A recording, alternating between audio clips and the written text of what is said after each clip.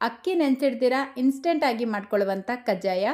ಮೇಲೆ ಗರ್ಗರಿಯಾಗಿ ಒಳಗಡೆ ಸಾಫ್ಟಾಗಿ ತಿನ್ನೋದಕ್ಕೆ ಬಹಳ ರುಚಿಯಾಗಿರುವಂಥ ಈ ಕಜ್ಜಾಯನ ಇನ್ಸ್ಟೆಂಟಾಗಿ ಮಾಡ್ಕೊಳ್ಬೋದು. ಸೊ ಬನ್ನಿ ಮಾಡೋದು ಯಾವ ರೀತಿ ಅಂತ ನೋಡೋಣ. ಮೊದಲು ಗ್ಯಾಸ್ ಸ್ಟವ್ ಮೇಲೆ ಒಂದು ಪ್ಯಾನ್ ಇಟ್ಕೊಂಡು 2 ಟೇಬಲ್ ಸ್ಪೂನ್ ಬಿಳಿ ಎಳ್ಳು ಸೇರಿಸ್ಬಿಟ್ಟು ರೋಸ್ಟ್ ಮಾಡ್ಕೊಳ್ತಾ ಇದ್ದೀನಿ. ಜಸ್ಟ್ ಒಂದು 2 ಸೆಕೆಂಡ್ ರೋಸ್ಟ್ ಮಾಡಿಕೊಂಡು ಇದರ ಜೊತೆಗೇ 2 ಟೇಬಲ್ ಸ್ಪೂನ್ ಗಸಗಸೆನೂ ಸೇರಿಸ್ಬಿಟ್ಟು ರೋಸ್ಟ್ ಮಾಡ್ಕೊಳ್ಳಿ. ಗಸಗಸೆ ಮತ್ತು ಎಳ್ಳು ಸೇರಿಸ್ಕೊಳ್ಳೋದ್ರಿಂದ ನೀವು ಮಾಡುವಂಥ ಕಜ್ಜಾಯ ರುಚಿಯಾಗಿರುತ್ತೆ. ಬೇಡ ಅಂದರೆ ಸ್ಕಿಪ್ ಮಾಡ್ಕೊಳ್ಬೋದು. ಈಗ ಲಾಸ್ಟಲ್ಲಿ 4 ಟೇಬಲ್ ಸ್ಪೂನ್ ಒಣ ಕೊಬ್ಬರಿನ ಮಿಕ್ಸರ್ ಜಾರಲ್ಲಿ ಪೌಡರ್ ಮಾಡಿಬಿಟ್ಟು ಸೇರಿಸ್ಕೊಳ್ತಾ ಇದ್ದೀನಿ.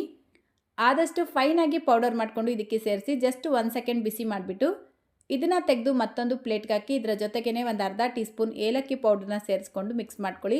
ಈಗ ಈ ಪ್ಲೇಟ್ನ ಸೈಡಿಗೆ ತೆಗೆದಿಟ್ಕೊಂಡು ಮತ್ತೊಂದು ಬಟ್ಲು ತೊಗೊಂಡು 2 ಕಪ್ ಅಕ್ಕಿ ಹಿಟ್ಟನ್ನ ಸೇರಿಸ್ಕೊಳ್ತಾ ಇದ್ದೀನಿ. ಮನೆಯಲ್ಲೇ ಮಾಡಿರುವಂಥ ಅಕ್ಕಿ ಹಿಟ್ಟನ್ನ ಉಪಯೋಗಿಸ್ಬೇಕು. ಅಂಗಡಿ ಅಕ್ಕಿ ಹಿಟ್ಟು ಉಪಯೋಗಿಸಿ ಮಾಡಿದ್ರೆ ನೀವು ಮಾಡುವಂಥ ಕಜ್ಜಾಯ ಅಷ್ಟು ಚೆನ್ನಾಗಿ ಬರೋದಿಲ್ಲ. ಎಣ್ಣೆಯಲ್ಲಿ ಫ್ರೈ ಮಾಡಬೇಕಾದ್ರೆ ಬಿಟ್ಕೊಳ್ಳುತ್ತೆ. ಈಗ ಅದೇ ಕಪ್ಪಲ್ಲೇ 1/4 ಕಪ್ ನೀರು ತಗೊಂಡು ಸ್ವಲ್ಪ ನೀರು ಸೇರಿಸ್ಕೊಳ್ತಾ ಇದನ್ನು ಮಿಕ್ಸ್ ಮಾಡ್ಕೊಳ್ಬೇಕು. ಈ ಚಕ್ಲಿ ಮಾಡಬೇಕಾದ್ರೆ ಎಣ್ಣೆ ಅಥವಾ ಬೆಣ್ಣೆ ಹಾಕ್ಬಿಟ್ಟು ಮಿಕ್ಸ್ ಮಾಡ್ಕೊಳ್ತೀರಾ ನೋಡಿ, ಅದೇ ರೀತಿಯೇ ಇದನ್ನು ಈ ರೀತಿ ಚೆನ್ನಾಗಿ ಮಿಕ್ಸ್ ಮಾಡಿಬಿಟ್ಟು ಕೈಯಲ್ಲಿ ಪ್ರೆಸ್ ಮಾಡಿದ್ರೆ ಈ ರೀತಿ ಉಂಡೆ ಆಕಾರ ಬರಬೇಕು. ಈ ರೀತಿ ಬರ್ತಾ ಇಲ್ಲ, ಪುಡಿ ಪುಡಿ ಆಗ್ತಾ ಇದೆ ಅಂತ ಅನಿಸಿದ್ರೆ ಇನ್ನೂ ಒಂಚೂರು ನೀರು ಹಾಕ್ಬಿಟ್ಟು ಮಿಕ್ಸ್ ಮಾಡ್ಕೊಳ್ಬೇಕು. ಸೊ ಈ ಕನ್ಸಿಸ್ಟೆನ್ಸಿ ಬಂದಿದ ತಕ್ಷಣ ಇದನ್ನು ಜರಡಿ ಮಾಡ್ಕೊಳ್ಬೇಕು. ನೋಡಿ, ಕೈಯಲ್ಲಿ ಆದಷ್ಟು ಈ ರೀತಿ ಮಿಕ್ಸ್ ಮಾಡ್ಕೊಳ್ತಾ ಜರಡಿ ಮಾಡ್ಕೊಳ್ಬೇಕು. ಅಂದರೆ ನೀರು ಸೇರಿಸಿ ಮಿಕ್ಸ್ ಮಾಡ್ಕೊಂಡಿರ್ತೀವಲ್ವ, ಸೊ ಗಂಟಿರುತ್ತೆ. ಆ ಗಂಟೆಲ್ಲ ಒಡ್ಕೊಳ್ತಾ ನೀಟಾಗಿ ಜರಡಿ ಮಾಡ್ಕೊಳ್ಳಿ. ಸ್ವಲ್ಪ ಅಕ್ಕಿ ಹಿಟ್ಟನ್ನ ಸೇರಿಸ್ಕೊಳ್ತಾ ನೀಟಾಗಿ ಜರಡಿ ಮಾಡಿಬಿಟ್ಟು ಕೈಯಲ್ಲಿ ಈ ರೀತಿ ಟೈಟಾಗಿ ಪ್ರೆಸ್ ಮಾಡಿಬಿಟ್ಟು ಇದರ ಮೇಲ್ಗಡೆ ಒಂದು ತಟ್ಟೆ ಮುಚ್ಚಿ ತೆಗೆದಿಡಬೇಕು. ಯಾಕಂದರೆ ಇದರಲ್ಲಿರುವಂಥ ತೇವಾಂಶ ಡ್ರೈ ಆಗಬಾರ್ದು, ಇದೇ ರೀತಿಯೇ ಇರಬೇಕು. ನೆಕ್ಸ್ಟ್ ಈಗ ಇಮಿಡಿಯೇಟಾಗಿ ಪಾಕ ತೆಕ್ಕೊಳ್ಳೋಣ. ಪಾಕ ಮಾಡ್ಕೊಳ್ಳೋದಕ್ಕೆ ಯಾವ ಕಪ್ಪಲ್ಲಿ ಅಕ್ಕಿ ಹಿಟ್ಟು ಅಳತೆ ಮಾಡ್ಕೊಂಡಿರ್ತೀರೋ ಅದೇ ಸೇಮ್ ಕಪ್ಪಲ್ಲೇ 2 ಕಪ್ ಬೆಲ್ಲ ತೊಗೊಂಡಿದ್ದೀನಿ. ಅಕ್ಕಿ ಹಿಟ್ಟು 2 ಕಪ್ ತೊಗೊಂಡಿದ್ದೆ ಅಲ್ವಾ, ಸೊ ಬೆಲ್ಲ ಕೂಡ 2 ಕಪ್ ತೊಗೊಂಡು ಅದೇ ಕಪ್ಪಲ್ಲೇ 1/4 ಕಪ್ ನೀರು ಸೇರಿಸ್ಬಿಟ್ಟು ಬೆಲ್ಲನ ಕರಗಿಸ್ಕೊಳ್ಬೇಕು. ನೋಡಿ, ಬೆಲ್ಲ ಕಂಪ್ಲೀಟಾಗಿ ಕರಗಿದ ತಕ್ಷಣ ನೀವು ಯಾವ ಪಾತ್ರೆಯಲ್ಲಿ ಪಾಕ ತೆಕ್ಕೊಳ್ತೀರೋ ಆ ಪಾತ್ರೆಗೆ ಇದನ್ನು ಫಿಲ್ಟರ್ ಮಾಡಿ ಸೇರಿಸ್ಕೊಳ್ಬೇಕು. ಈ ರೀತಿ ಬೆಲ್ಲದ ಪಾಕನ ಫಿಲ್ಟರ್ ಮಾಡ್ಕೊಳ್ಳೋದ್ರಿಂದ ಇದರಲ್ಲಿರುವಂಥ ಕಸ ಧೂಳು ಎಲ್ಲ ಸಪ್ರೇಟ್ ಆಗುತ್ತೆ. ಈಗ ಮತ್ತೆ ಗ್ಯಾಸ್ ಸ್ಟವ್ನ ಆನ್ ಮಾಡಿಕೊಂಡು ಮೀಡಿಯಂ ಫ್ಲೇಮಲ್ಲೇ 3-4 ನಿಮಿಷ ಈ ಬೆಲ್ಲದ ನೀರನ್ನ ಕುದಿಯೋದಕ್ಕೆ ಬಿಡಬೇಕು. ನೋಡಿ, ಕರೆಕ್ಟಾಗಿ 3-4 ನಿಮಿಷಗಳ ನಂತರ ಒಂದು ಪ್ಲೇಟಲ್ಲಿ ಸ್ವಲ್ಪ ನೀರು ತಗೊಂಡು ಈ ಬೆಲ್ಲದ ಪಾಕನ ಇದಕ್ಕೆ ಸೇರಿಸ್ಕೊಳ್ತಾ ಪಾಕ ಹದ ಚೆಕ್ ಮಾಡ್ಕೊಳ್ಬೇಕು. ನೋಡಿ, ಇದು ಸಾಫ್ಟಾಗಿದೆ, ಇನ್ನೂ ಗಟ್ಟಿಯಾಗಿಲ್ಲ. ಸೊ ಪಾಕ ಹದ ಕರೆಕ್ಟಾಗಿಲ್ಲ ಅಂತ ಅರ್ಥ. ಮತ್ತೆ ಒಂದು 2 ಸೆಕೆಂಡ್ ಬಿಟ್ಟು ಚೆಕ್ ಮಾಡ್ಕೊಳ್ತಾ ಇದ್ದೀನಿ. ನೋಡಿ, ಪಾಕ ಈ ರೀತಿ ಒಟ್ಟುಗೂಡಿ ಬಂದು ಕೈಯಲ್ಲಿ ತಗೊಂಡಾಗ ಸಾಫ್ಟ್ ಬಾಲ್ ಥರ ಇರಬೇಕು. ಈ ಜಲ್ಲಿ ಇರುತ್ತೆ ನೋಡಿ, ಆ ರೀತಿ ಇರಬೇಕು. ಇದಕ್ಕಿಂತ ಗಟ್ಟಿ ಪಾಕ ಮಾಡ್ಕೊಳ್ಬೇಡಿ, ನೀವು ಮಾಡುವಂಥ ಕಜ್ಜಾಯ ತುಂಬ ಗಟ್ಟಿ ಆಗಿಬಿಡುತ್ತೆ. ಸೊ ಇದು ಕರೆಕ್ಟಾದ ಹದ.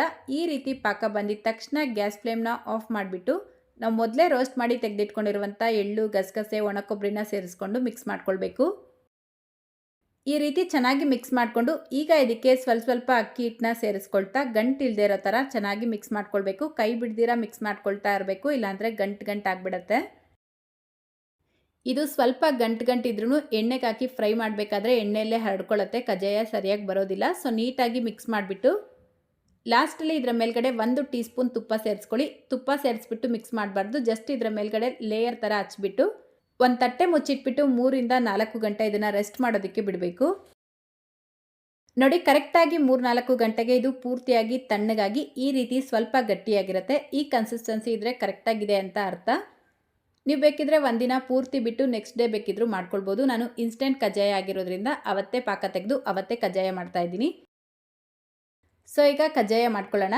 ಕಜ್ಜಾಯ ಮಾಡ್ಕೊಳ್ಳೋದಕ್ಕೆ ಈ ರೀತಿ ಒಂದು ಪ್ಲೇಟ್ ಅಥವಾ ಬಟ್ಲು ಅಥವಾ ಟಿಫನ್ ಕ್ಯಾರಿಯರ್ ತೊಗೊಂಡು ಅದರ ಮೇಲ್ಗಡೆ ಒಂದು ಪ್ಲಾಸ್ಟಿಕ್ ಶೀಟ್ ಅಥವಾ ಬಾಳೆ ಎಲೆ ಹಾಕ್ಬಿಟ್ಟು ಕಜ್ಜಾಯನ ತಟ್ಕೊಳ್ಬೇಕು. ಮೀಡಿಯಮ್ ಆಗಿ ಮಾಡ್ಕೊಳ್ಳಿ, ತೆಳುವಾಗೂ ಇರಬಾರ್ದು, ತುಂಬ ಮಂದವಾಗೂ ಇರಬಾರ್ದು. ಈ ರೀತಿ ಮೀಡಿಯಮ್ ಥಿಕ್ನೆಸ್ನಲ್ಲಿ ತಟ್ಬಿಟ್ಟು ಮೀಡಿಯಮ್ ಆಗಿ ಬಿಸಿಯಾಗಿರುವಂಥ ಎಣ್ಣೆಗೆ ಹಾಕಿ ಫ್ರೈ ಮಾಡ್ಕೊಳ್ಬೇಕು. ಇದನ್ನು ಎಣ್ಣೆಗೆ ಹಾಕಿದ ತಕ್ಷಣ ಉಲ್ಟಾ ಮಾಡಬಾರ್ದು, ತಾನೇ ಅದು ಮೇಲೆ ಬರುತ್ತೆ. ಈ ರೀತಿ ಮೇಲೆ ಬಂದಮೇಲೆ ನಿಧಾನಕ್ಕೆ ಉಲ್ಟಾ ಮಾಡಿಬಿಟ್ಟು ಇನ್ನೊಂದು ಕಡೆನೂ ಫ್ರೈ ಮಾಡ್ಕೊಳ್ಳಿ. ನೋಡಿ, ಇದರ ಮೇಲ್ಗಡೆ ಈ ರೀತಿ ಎಣ್ಣೆ ಹಾಕ್ತಾ ಇದ್ರೆ ಇದು ಪೂರಿ ಥರ ಉಬ್ಬುತ್ತೆ. ನೆನಪಿರಲಿ ಸ್ನೇಹಿತರೆ, ಗ್ಯಾಸ್ ಫ್ಲೇಮ್ ಮೀಡಿಯಮಲ್ಲೇ ಇರಬೇಕು, ಆವಾಗಲೇ ಇದು ಈವನ್ ಆಗಿ ಚೆನ್ನಾಗಿ ಫ್ರೈ ಆಗುತ್ತೆ. ಇದನ್ನು ಲೋ ಫ್ಲೇಮ್ನಲ್ಲಿ ಫ್ರೈ ಮಾಡೋಕ್ಕೋದ್ರೆ ಕಜ್ಜಾಯ ತುಂಬ ಎಣ್ಣೆ ಕುಡಿಯುತ್ತೆ. ಅದೇ ನೀವು ಹೈ ಫ್ಲೇಮಲ್ಲಿ ಫ್ರೈ ಮಾಡಿದ್ರೆ ಮೇಲೆ ಮಾತ್ರ ಕಲರ್ ಬಂದಿರುತ್ತೆ, ಒಳಗಡೆ ಸರಿಯಾಗಿ ಬೇಯಲ್ಲ.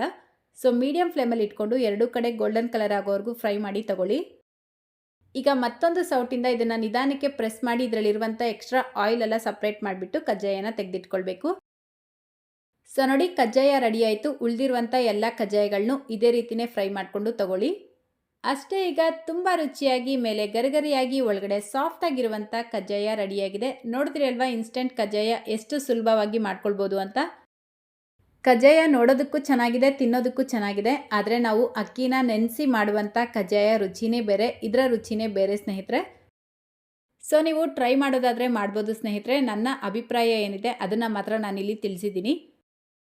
ಅಕ್ಕಿ ನೆನೆಸಿ ಮಾಡುವಂಥ ಕಜ್ಜಾಯ ರೆಸಿಪಿ ಈಗಾಗಲೇ ನಾನು ಶೇರ್ ಮಾಡಿದ್ದೀನಿ. ಆ ವಿಡಿಯೋ ಲಿಂಕ್ ಡಿಸ್ಕ್ರಿಪ್ಷನ್ ಬಾಕ್ಸಲ್ಲೂ ಕೊಟ್ಟಿರ್ತೀನಿ, ನೀವು ಬೇಕಿದ್ರೆ ಚೆಕ್ ಮಾಡ್ಕೊಳ್ಬೋದು. ಸೊ ನಾನು ತಿಳಿಸಿರುವಂಥ ಪ್ರತಿಯೊಂದು ಸ್ಟೆಪ್ಸ್ನ ನೀವು ಫಾಲೋ ಮಾಡೋದಾದರೆ ಇದೇ ರೀತಿ ಕಜ್ಜಾಯನ ನೀವು ಮಾಡ್ಕೊಳ್ಬೋದು. ಇವತ್ತಿನ ರೆಸಿಪಿ ಇಷ್ಟ ಆಗಿದ್ರೆ ಲೈಕ್, ಶೇರ್, ಕಮೆಂಟ್ ಮಾಡೋದನ್ನು ಮರಿಬೇಡಿ. ಇದೇ ರೀತಿ ಮತ್ತೊಂದು ರೆಸಿಪಿಯೊಂದಿಗೆ ಸಿಗೋಣ. Thank you.